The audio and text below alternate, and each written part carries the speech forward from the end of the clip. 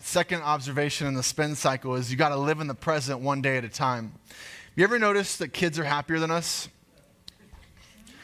My parents, they would ask me every year, actually ask both myself and my sister, where do you want to go for Christmas? We'd have like one vacation a year, about 3 days, and so every year I would yell as loud as I could, Disneyland, which doesn't surprise anyone in this room at this point.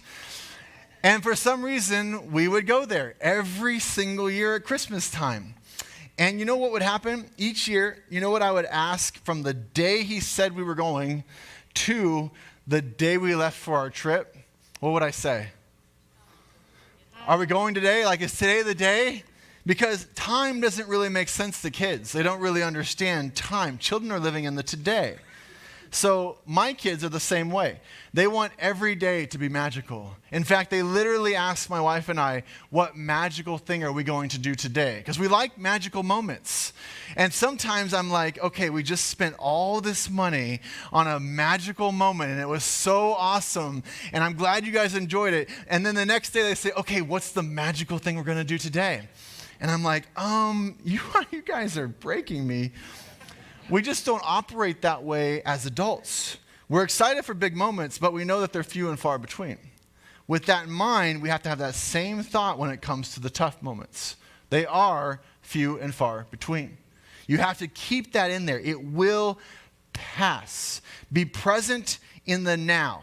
Deal head on with whatever you're facing right now. The spin cycle will stop. You will be able to breathe again. The calm water does return.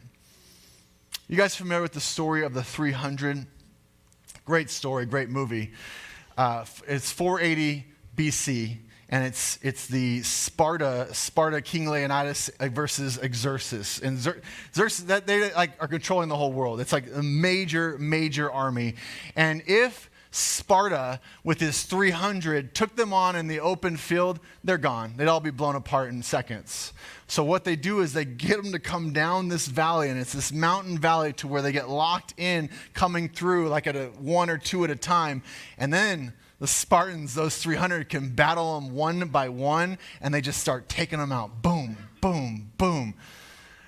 That's how we have to face our temporary struggles. You have to face it one at a time and battle each one going, okay, I'm going to stay present in the current struggle, not the next 5. I'm not going to think about the next thing and the next thing and all these other struggles. I'm going to face this one right here, right now. If you're a surfer or you swim in the ocean at all, you know that if you thrash against the wave and you try and fight it, you just lose all your energy and it's more harm than good. But if you'll go with it, let it spin you through, and then you just deal with the issue of not drowning. All right? You just get get some air, then you can face on where's the beach? How do I get back to the beach? You go with the current. Just helping you with your swim lessons right now. Go with the current and you get to the beach. Then you can decide how far am I from my keys and my shoes. Like, you deal with one issue at a time. This is also how we face the current struggle we're facing.